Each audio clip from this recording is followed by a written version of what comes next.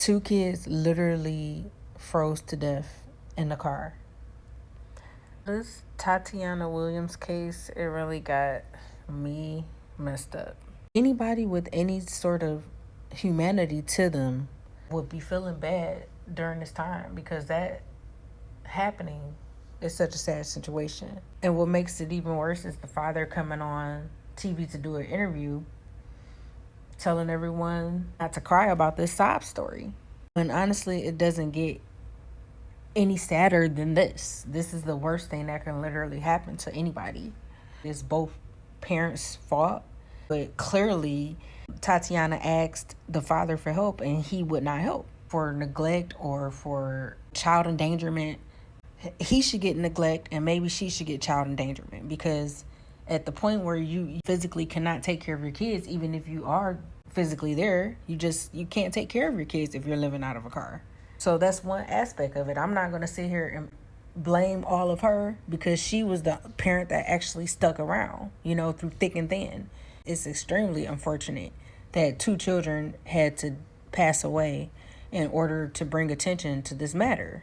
People in America, especially Black people, are being outpriced in the rental market.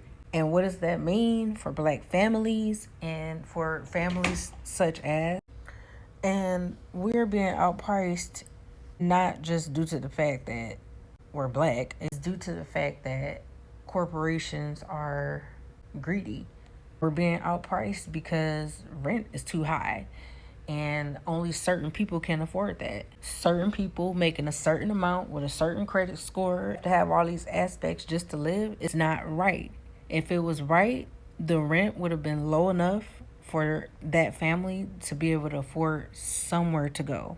And this is happening more often than people think, as far as just people not being able to survive the cold weather, which makes perfect sense. It's freezing cold weather where we as humans are not meant to survive out in the cold. We have to have shelter.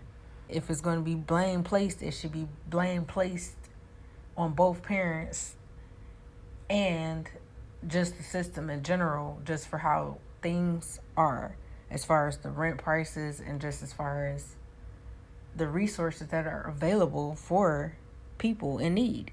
And this literally can happen to anyone. I mean, just look at the LA fires. People who are millionaires or people who had $1 million homes burned to the ground. Whole neighborhoods gone. Families, businesses, livelihoods are destroyed. And it's not because they're poor, single, Black family with 5 kids. It's because that's just the way life goes. 1 minute you can have it all, and the next minute you can have nothing.